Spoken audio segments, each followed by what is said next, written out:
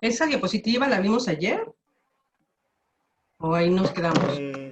En esa habíamos terminado. Sí, en esa. ¿En esta nos quedamos? Sí, doctora. Ok.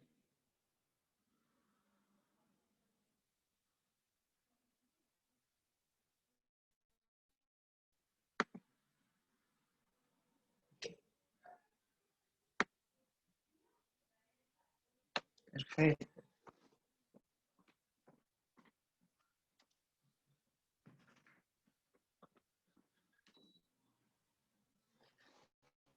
Bueno, entonces vamos a empezar para que avancemos. Recordarán el esquema que les puse ayer del algoritmo de tratamiento, donde ya las modificaciones al estilo de vida es el primer paso de tratamiento. O sea, si yo digo que el paciente debe llevar un tratamiento, eso incluye las modificaciones obligadamente, ¿sí? Y si no logra un control, entonces inicio un tratamiento farmacológico, pero siempre hay que recordar que todos los pacientes deben llevar cambios a los hábitos de vida. Suspender el cigarro, reducir el consumo de sal a menos de 4 gramos por día, reducción de peso progresiva.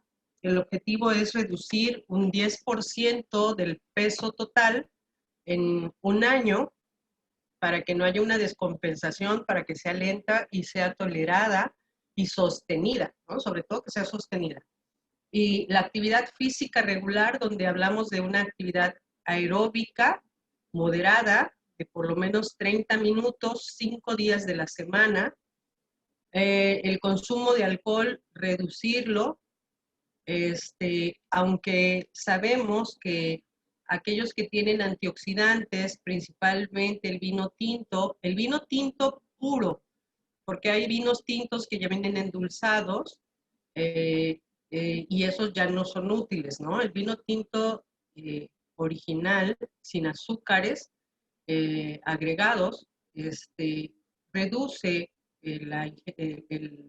las cifras de presión alta y mejora la calidad de vida, tiene cierto pronóstico favorable, pero la condición es la cantidad que se le permite al paciente, y como desafortunadamente los mexicanos no tenemos mucho control con las cantidades del alcohol, pues si uno le dice al paciente que puede tomar una copa diaria de vino tinto, a lo mejor los junta el fin de semana y se toma la botella entera, ¿no? Y eso ya no es acumulativo. Lo ideal es que el paciente consuma eh, una copa de vino tinto diaria, no más. Comer sanamente, una dieta rica en fibras, reducida en grasas, con proteínas y verduras principalmente, ¿sí? El consumo de café es muy frecuente en nuestro ámbito y se permite hasta 2 tazas de café. Hay quienes dicen hasta 4, pero si le dicen al paciente 4, aquí es como las rebajas, ¿no? Hay que decirle 2 para que se tome 3. Entonces, lo ideal es que el paciente no exceda de 2 tazas de café al día, para que no tenga un efecto tan intenso en la descarga de enérgica.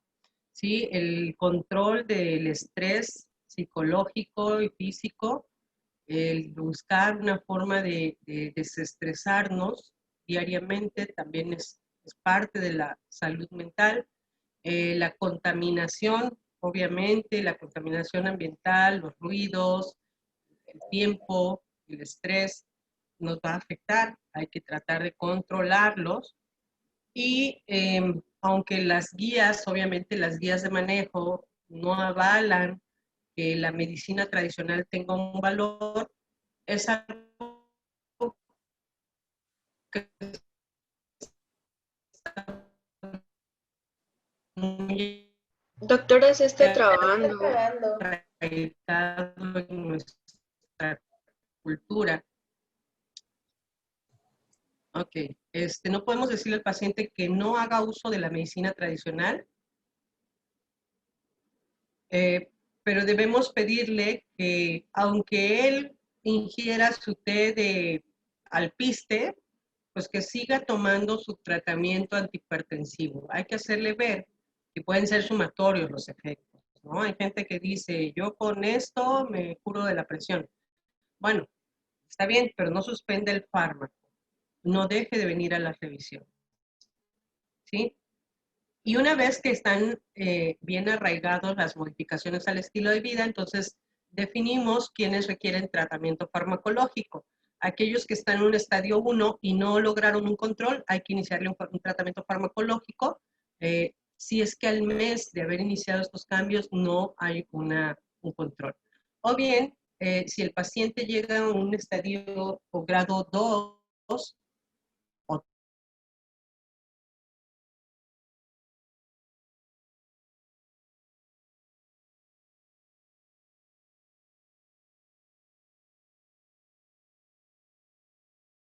Se salió la doctora, ¿verdad?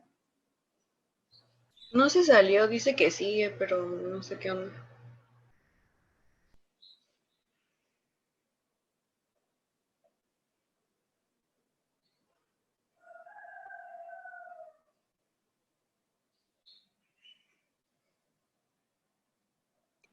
Ha de tener fallas con su internet porque no se ve ni siquiera su micrófono. Ah, sí, cierto. Sí.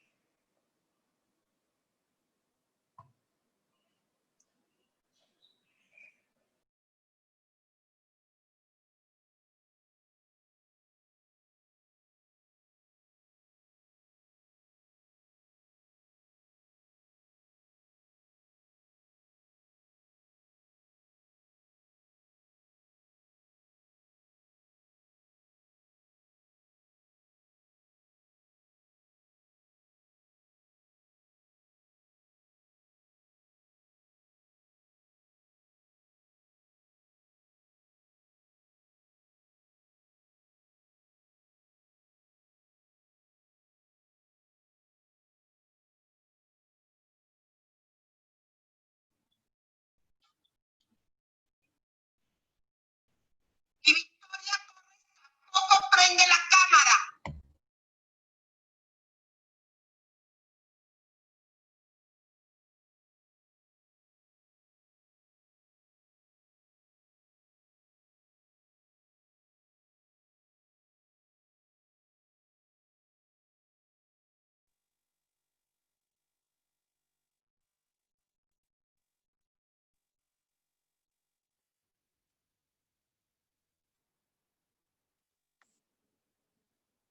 no sé, me sacó. Me sacó.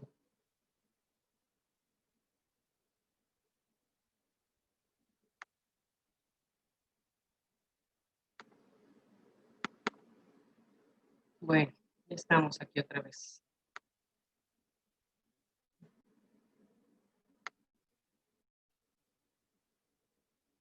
A ver, ¿sigue grabando? Doctora, tengo una duda. Dígame. Dígame. Entonces, a los pacientes que están en estadio 1 de hipertensión, primero se intenta regular la presión con el estilo de vida y si no funciona, por ejemplo, aproximadamente en un mes o si vemos que aumenta la TA, ya se les da el tratamiento farmacológico, o sea, no desde la primera cita. Así es. Ah, bueno. Gracias. Como les decía ayer, las guías marcan. La verdad es que nuestra cultura es de que ahorita me duele la cabeza, ahorita quítamelo con un medicamento, porque si no, pues me voy con otro médico, ¿no? Entonces, honestamente, la verdad es que cuando el paciente ya llega con cifras de presión tomadas en varios días y ves que sí, que en efecto está alta y está con síntomas, la mayoría optamos por darle un fármaco antihipertensivo, una monoterapia. Iniciamos con una monoterapia en el estadio 1, en el grado 1. Aunque las guías dicen que primero le digas que dile a un chiapaneco que quite el pan, que quite la sal, que quite el pozol, que quite el café, y pues prefieren morirse de la enfermedad que dejar las cosas, ¿no? Entonces, nuestra cultura en México es de que las cosas se hagan pronto sin que yo tenga que dar un esfuerzo grande. Y entonces realmente iniciamos tratamiento farmacológico desde la primera consulta, pero con la premisa al paciente de decirle que si él logra controlar sus hábitos, ay, otra vez está fallando, ¿sí? Entonces, es como condicionarlo. ¿Sabe qué? Usted debe cambiar todo esto para no depender de un fármaco. O si no, pues toda la vida va a estar tomando un medicamento, el que sea.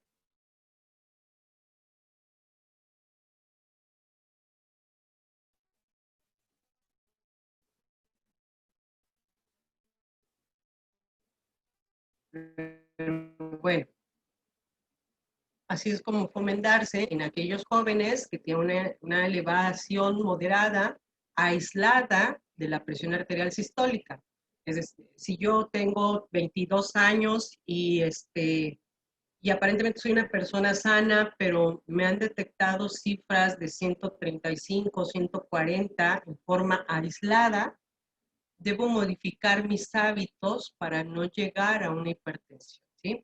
Aquellos que tienen presión normal alta, pero que ya tienen un riesgo cardiovascular, sea bajo o moderado, ¿sí? Si la persona ya tiene cifras de 135, 85 y además es obesa o además es fumadora, pues hay que indicarle cambios en los estilos de vida antes de darle un antihipertensivo. Pacientes con hipertensión de bata blanca, aunque no tengan factores de riesgo, hay que insistirles en modificar hábitos, o bien pacientes con hipertensión grado 1 o normal alta. El objetivo es no solo reducir las cifras de presión, no solo darle un fármaco. El objetivo es que el paciente realmente haga hábitos nuevos y que el descenso, las modificaciones sean progresivas, pero sostenidas, ¿no? Eso es uno de los objetivos. Que el paciente vea que al perder peso, al reducir la sal, puede reducir sus cifras. Eso ya está demostrado. Si el paciente me pierde peso, reduce 1 milímetro de mercurio por cada kilo de peso que él pierda. Aproximadamente 5 milímetros de mercurio, dependiendo de la intensidad pues, de la dieta, ¿sí? Del peso. La dieta saludable con muchas proteínas y verduras y pocas grasas, poca sal, puede reducir hasta 11 milímetros de mercurio en pacientes hipertensos. La dieta de menos de 4 gramos al día puede reducir entre 5 y 6 milímetros de mercurio y por ejemplo, la actividad aeróbica diaria de por lo menos 30 minutos me puede reducir 8 milímetros de mercurio. El consumo de alcohol me puede reducir 4 milímetros de mercurio. Y estos son sumatorios. Es decir, si mi paciente empieza con una dieta sana y me logra perder 10 milímetros de mercurio y empieza a caminar y entonces por la actividad física y el descenso de peso me reduce otros 10 milímetros de mercurio, con solo eso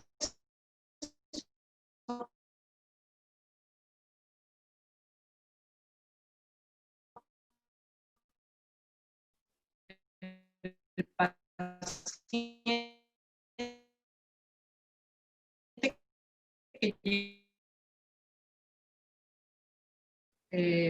va a estar sus cifras de presión.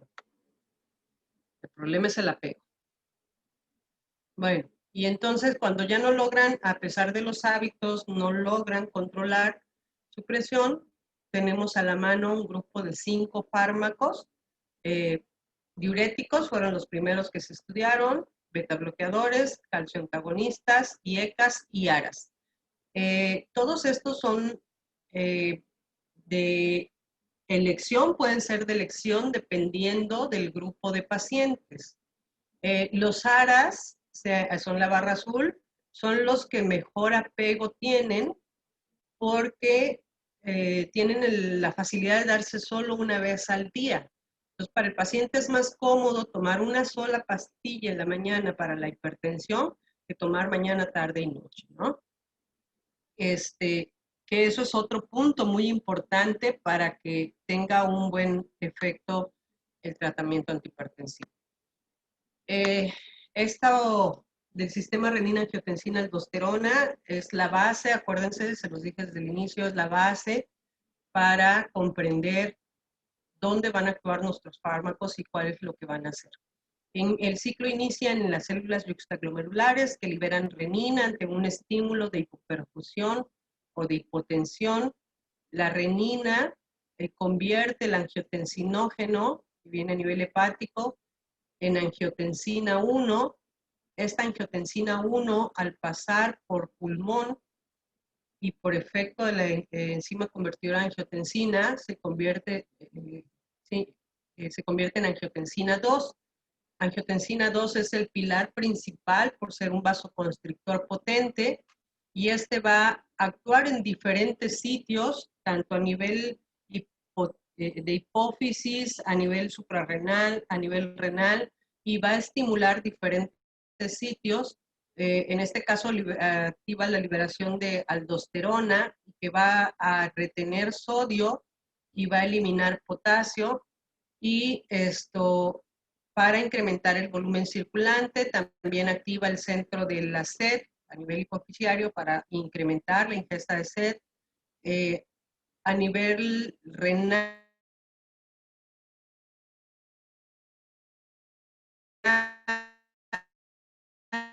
debe generar y en ciertas partes, y también estimula la liberación de catecolaminas, también que van a generar también vasoconstricción y deben incrementar la perfusión renal. Entonces, los IECAS, los inhibidores de la enzima convertidora de angiotensina, actúan aquí sobre pulmón, a nivel pulmonar, perdón, sobre los mastocitos, degradan, bloquean la enzima convertidora, pero también degradan y liberan bradicinina, y eso puede generar cierta inflamación y tos en el paciente. Ese es uno de los efectos secundarios de los IECAS, la tos y la broncoconstricción, ¿sí? Los siguientes en este ciclo serían los que bloquean la angiotensina, aunque no son más potentes en beneficio que los IECAS, sí tienen un efecto, les digo, mucho más cómodo al darse una sola vez al día. Después vienen los diuréticos, que bloquean principalmente a nivel renal la excreción, aumentan la excreción de líquidos, aumentan la excreción de sodio y reducen el gasto cardíaco, reducen el volumen circular. Los calcioantagonistas generan una vasodilatación arterial, principalmente arteriolar, que va a reducir la presión arterial y que va a mejorar la perfusión a muchos órganos. Y finalmente los beta bloqueadores, que el efecto es reducir la respuesta de las catecolaminas a nivel cardíaco. No bloquea la producción de catecolaminas, solamente reduce el efecto al bloquear los receptores beta, que pueden ser selectivos o no selectivos de corazón. Esos son los 5 grupos que tenemos principalmente.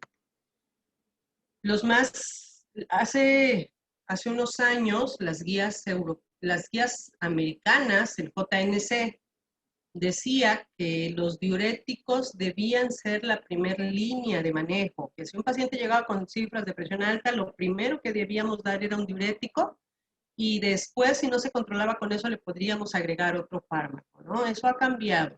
Actualmente las guías dicen que cualquiera de los 5 grupos pueden ser utilizados como fármacos de primera línea, dependiendo de la situación clínica del paciente, ¿sí? Pero bueno, los diuréticos siguen siendo muy utilizados porque tienen muchos años demostrando un beneficio y una seguridad. Después vinieron los alfa y beta bloqueantes, los calcio antagonistas, los IECAS en los 80s y después de ellos los ARAS. IECAS y ARAS son un grupo de fármacos de mucho poder porque tienen el beneficio de la nefroprotección y la cardioprotección. Los ARAs no han demostrado ser mejores en ese contexto con los IECAs. Quizás son más potentes, pero en cuanto a nefro y cardioprotección no son mejores que IECAs. Entonces, la primera elección siguen siendo IECAs y si el paciente no los tolera, los ARAs. Después, en el año 2000, vinieron los inhibidores directos de renina, que es alisquiren. No tuvo éxito porque al combinarse con IECAs o ARAs se generó un deterioro de la función renal y aumentó el riesgo cardiovascular, y entonces salieron del mercado. Y actualmente se están estudiando los antagonistas de los receptores selectivos de angiotensina 2. Todavía no tenemos ningún fármaco de este tipo, pero en eso es en lo que estamos. Bueno, esta barrita se los dejo para después. Y las combinaciones, bueno, la monoterapia pues puede ser cualquiera de estos 5. Las combinaciones permitidas, o la única combinación, más bien para que no se confundan, la única combinación que no está permitida es IECAS con ARAS. No podemos, no debemos combinar estos, no debemos combinar estos fármacos por el hecho de que, así como pasó con alisquiren, que es un inhibidor directo de renina, se ha evidenciado que al bloquear el sistema renina-angiotensina-aldosterona intensamente, también se va a ver afectado el sistema renal y por alguna razón incrementa el riesgo de enfermedad cardiovascular. Entonces, no está permitido que me pongan un captopril con losartán o un enalapril con valsartán o una cosa de esas, ¿no? Nada de IECA con ARA, eso es una aberración. Y 30% de la población se controla con una monoterapia, pero la mayoría requiere de un tratamiento combinado. Entonces, es bueno estar familiarizado. Las combinaciones más frecuentes en nuestro medio son los calcioantagonistas con un ARA y en ocasiones con un tercer fármaco que es un diurético tiacídico, ¿sí? O los ARAs con diuréticos tiacídicos, esa es otra combinación, IECAs o ARAs con diuréticos tiacídicos, les digo, y la triple combinación de IECA o ARA con diurético tiacídico y calcio antagonista. Esas son las combinaciones más frecuentes en nuestro medio. Los beta bloqueadores se pueden combinar con IECAs, con calcio antagonistas.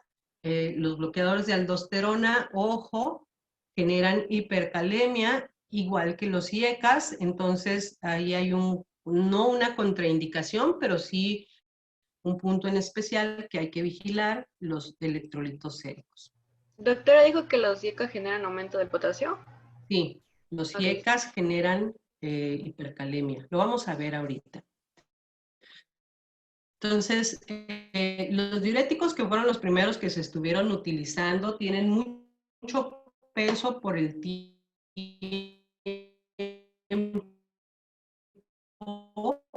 que van acídicos, los diuréticos de asa, del asa de Henle, y los ahorradores de potasio. Como antihipertensivos, los diuréticos tiacídicos son los que más utilizamos. Obviamente el objetivo es inhibir la resorción de sodio, eliminar el exceso, una hipocalemia, una hiponatremia, que en los adultos mayores esto puede ser peligroso y puede generar las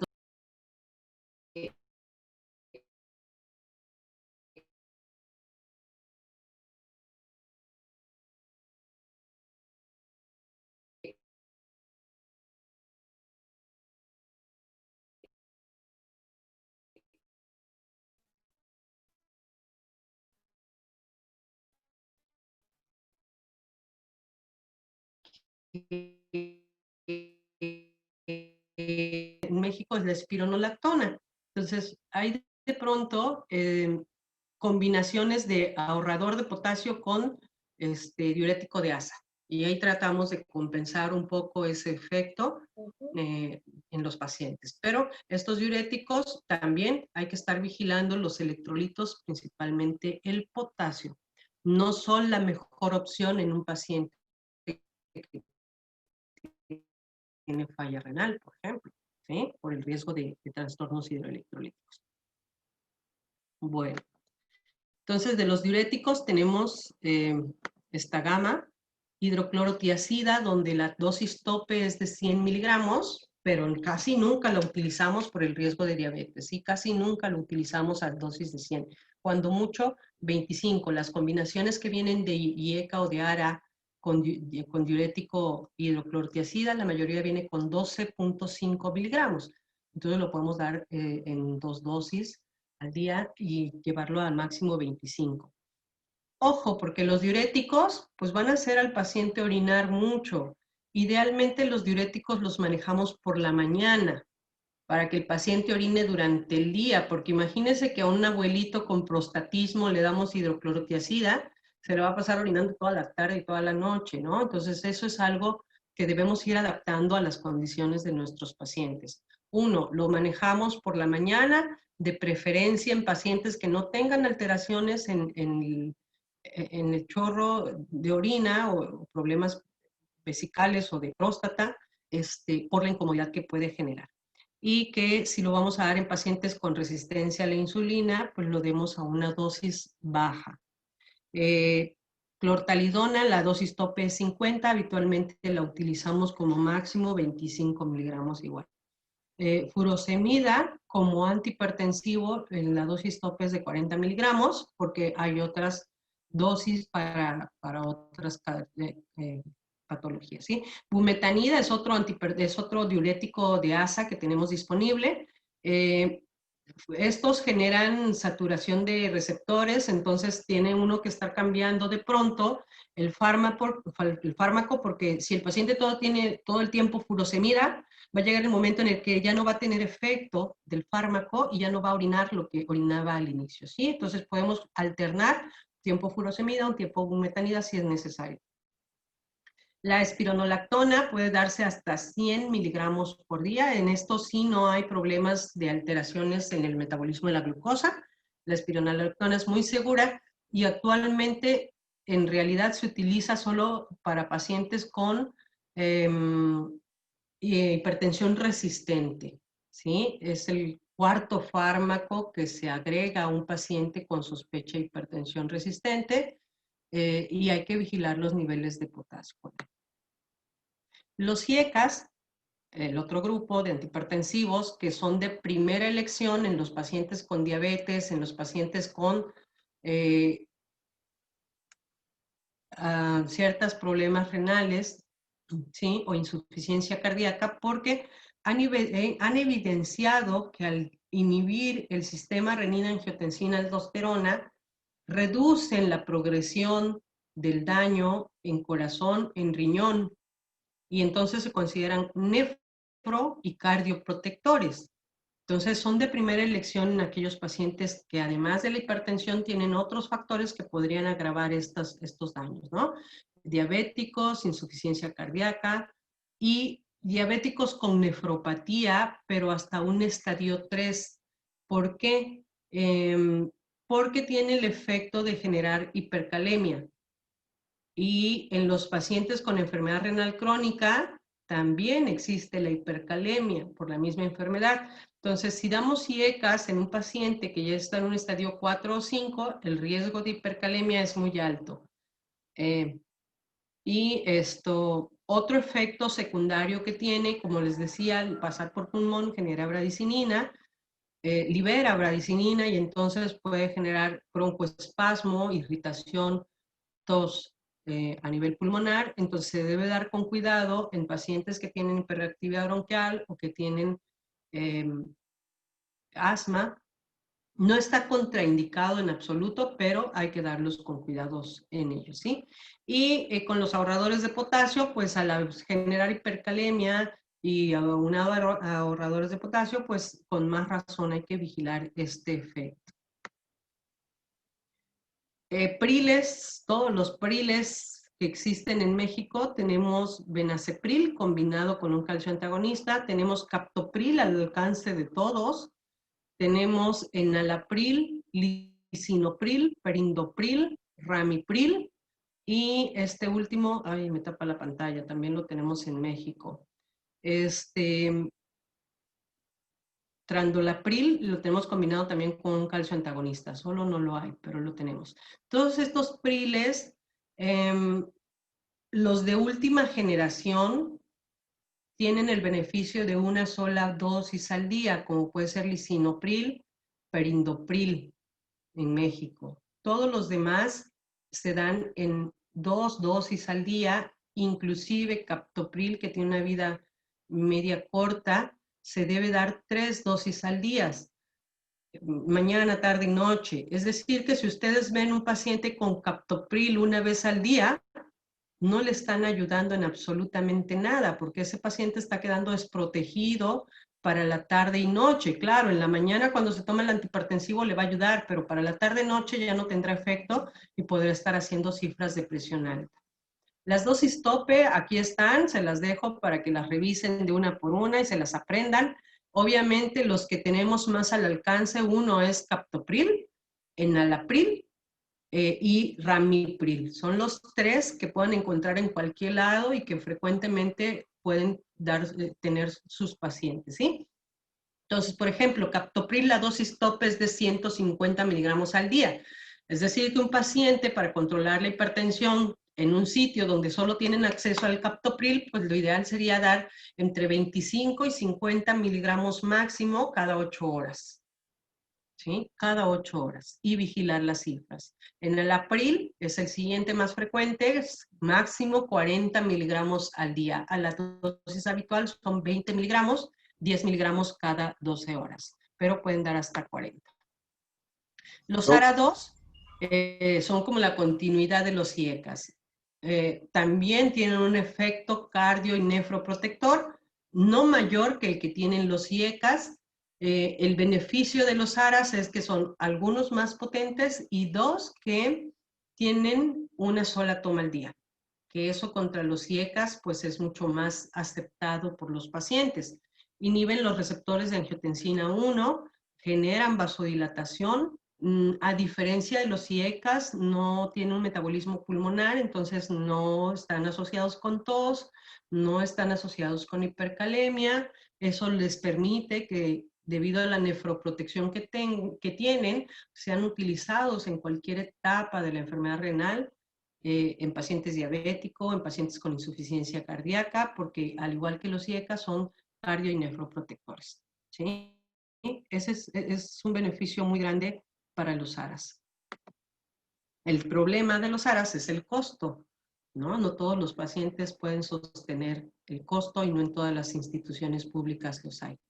Todos estos los tenemos en México.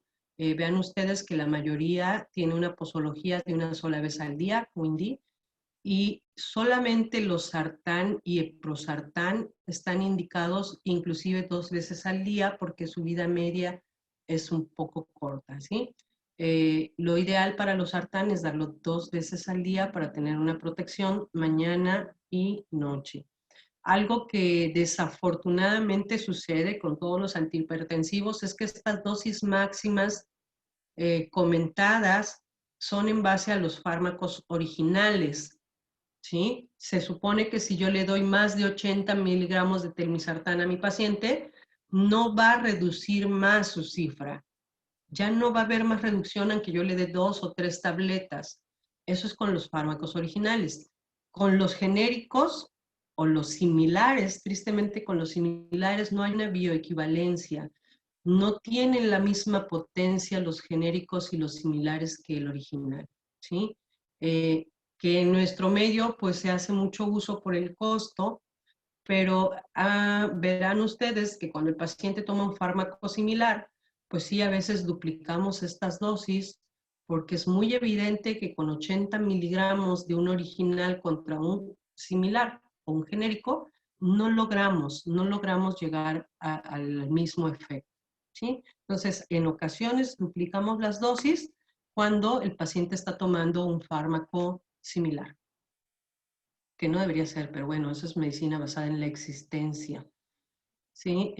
Los calcio antagonistas, su efecto principal es relajar músculo liso, pero también relajan el músculo cardíaco. Eso les genera una condición de inotropismo negativo. No mejora la fuerza de contracción del corazón. Entonces, si tenemos un paciente en insuficiencia cardíaca aguda, están contraindicados los calcio antagonistas en la fase aguda, porque podemos agravar la condición del paciente. Una vez que el paciente ya se estabilizó, podemos reiniciar los calcio antagonistas como manejo de sus antihipertensivos, ¿sí? Al mejorar la perfusión, al generar vasodilatación, pues aumentan el flujo cerebral, aumentan el flujo cardíaco, y entonces en los pacientes mayores que ya tienen cierta rigidez vascular, que además tienen aterosclerosis, se vuelve una opción muy buena para tratar de generar vasodilatación. Pacientes añosos con angina o con eventos vasculares cerebrales se vuelven una buena opción. Hay dos grupos, los dihidropiridínicos, que son los que tienen mayor potencia antihipertensiva, nifedipino, amlodipino, felodipino, lecarnidipino, son los que tenemos en México, y los no dihidropiridínicos, que además de su efecto antihipertensivo, tienen un efecto cronotrópico negativo, reducen la frecuencia cardíaca, y que pueden utilizarse como un suplente de los beta bloqueadores en caso de que no pudieran darse esos. Los calcioantagonistas que tenemos, bueno, en México tenemos amlodipino, de los más utilizados. La dosis tope de amlodipino son 10 miligramos al día. Todos estos calcioantagonistas generan vasodilatación arterial y venosa. Entonces, algunos de ellos, en pacientes que tienen insuficiencia venosa, que tienen venas varicosas, pueden generar edema. En los pacientes que vean que el amlodipino les genera edema, es porque ya tienen un problema venoso que se exacerba por el fármaco. No es por insuficiencia cardíaca, ¿sí? Lo ideal pues es retirar el fármaco o agregar quizás un diurético y mejorar la higiene venosa del paciente, indicarle ejercicio, uso de medias de compresión y demás, ¿sí? Porque todos los calcioantagonistas pueden generar eso. Nifedipino es un fármaco calcioantagonista bastante potente, pero tiene como un efecto agregado la taquicardia refleja. Entonces, en los pacientes isquémicos que requieren una frecuencia cardíaca baja, el nifedipino no es la mejor opción. No es que esté contraindicado, pero hay que tener cuidado porque genera taquicardia refleja. Nimodipino realmente no lo usamos como antihipertensivo, se utiliza como un vasodilatador cerebral en pacientes que tienen eventos vasculares cerebrales, pero si ustedes ven que su paciente, el neurólogo, les está manejando nimodipino, lo ideal no es dejarle otro calcio antagonista como antihipertensivo. Hay que evitar el choque de grupos, ¿no? Si tiene nimodipino, pues hay que buscar otro fármaco antihipertensivo. Y de los no dihidropiridínicos, diltiazem y verapamilo, están asociados, manejan con frecuencia en pacientes con cardiopatía isquémica, pacientes que tienen angina, porque además de vasodilatar, reducen frecuencia cardíaca y por eso les decía que son una opción para aquellos que no pueden utilizar un beta bloqueador. Acuérdense que algunos beta bloqueadores no son selectivos de corazón y entonces pueden generar problemas pulmonares como broncoespasmo, pueden generar disfunción eréctil, pueden generar un aumento en el tono vascular periférico y en pacientes con insuficiencia arterial, los que ya tuvieron una amputación, los que tienen problemas arteriales periféricos, se pueden agravar con el beta bloqueador, ¿sí? Entonces, en estos pacientes que está contraindicado un beta bloqueador, se puede utilizar un calcio antagonista no dihidropiridínico. El efecto de los beta bloqueadores es reducir las catecolaminas, el efecto de las catecolaminas, y tenemos tres grupos. Los no selectivos, principalmente propranolol, los beta 1 selectivos, o también llamados cardioselectivos, como son atenolol, metoprolol y bisoprolol, que el efecto a nivel pulmonar pues, es mucho menor, y los bloqueadores alfa y beta que se están utilizando al ser vasodilatadores, tienen un efecto vasodilatador, se están utilizando con mucha seguridad en insuficiencia cardíaca. El problema es que reducen la frecuencia cardíaca, ojo con eso. Si ustedes le dan metoprolol a un abuelito de 90 años, puede ser que le condicionemos una bradicardia tan importante o un bloqueo auriculoventricular que lo lleve al síncope. Reducen gasto cardíaco, ojo con eso también, ¿no? No es lo ideal para personas mayores con riesgo de síncope. Pero sí son de primera elección en pacientes que tienen angina o infartos o eventos vasculares cerebrales recientes.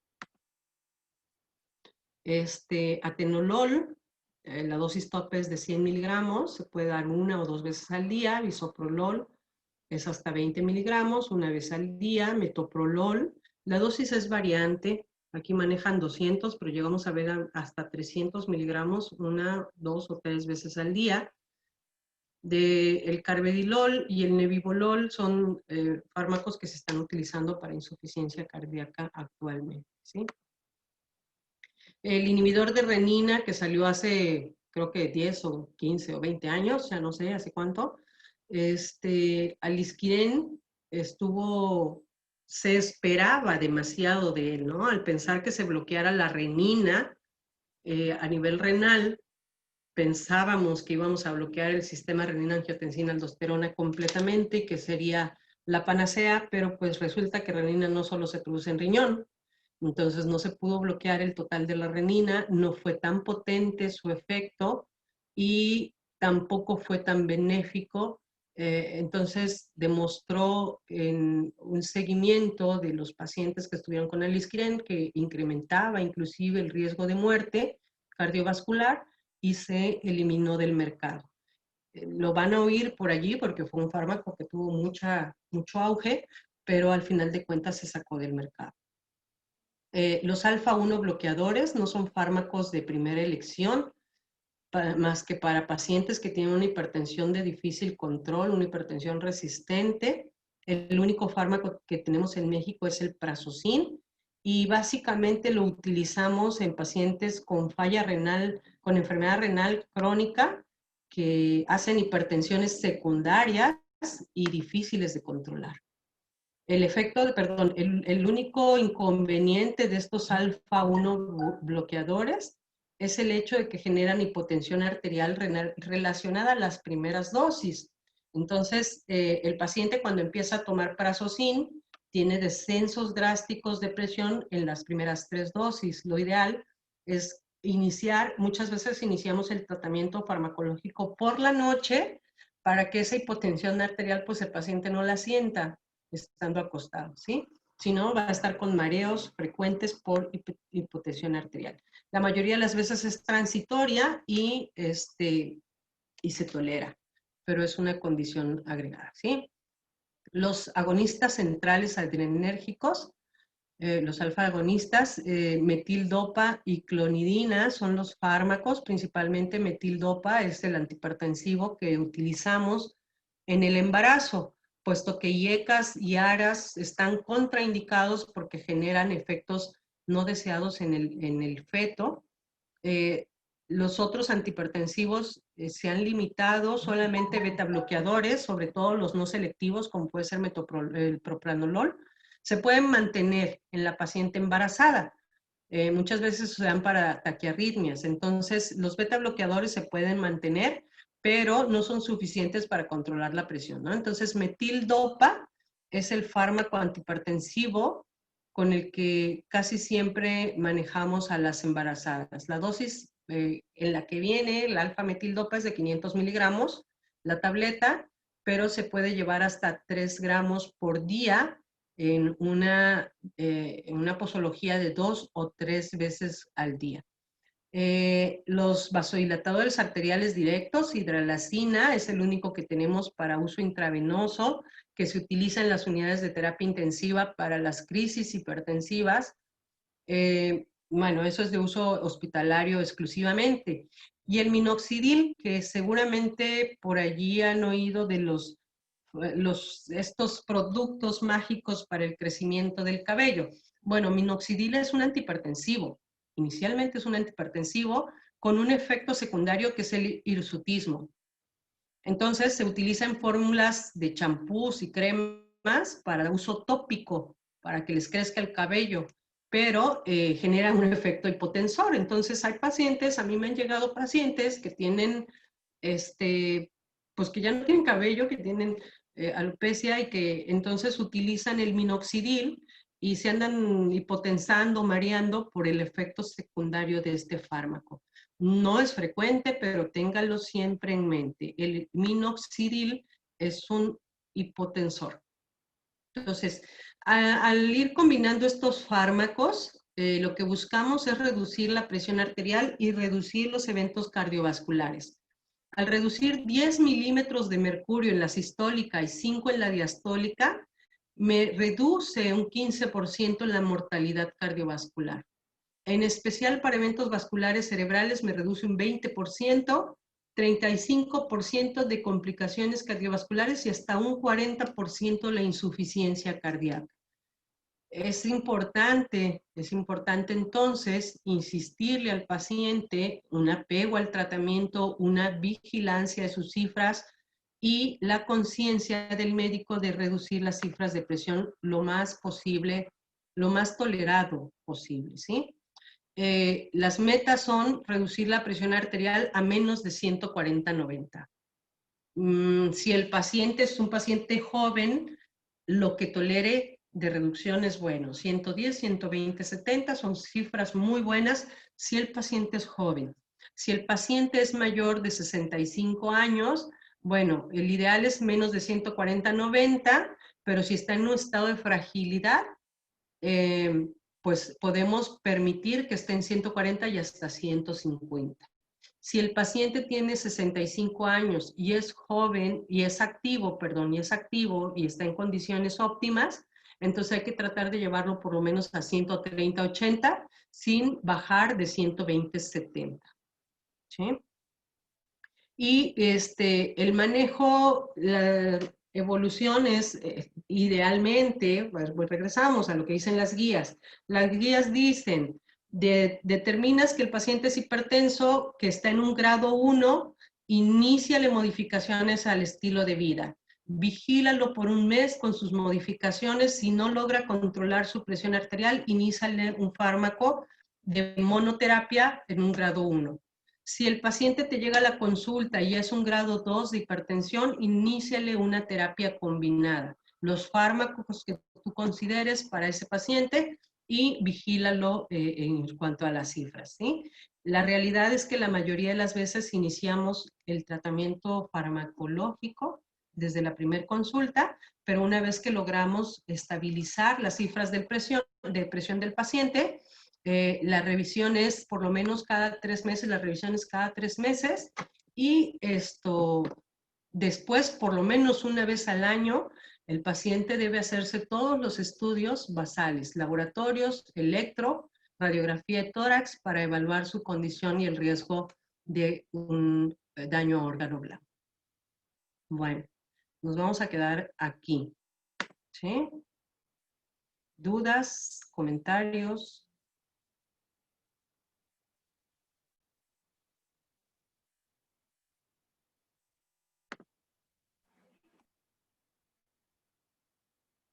¿Algún comentario, chicos?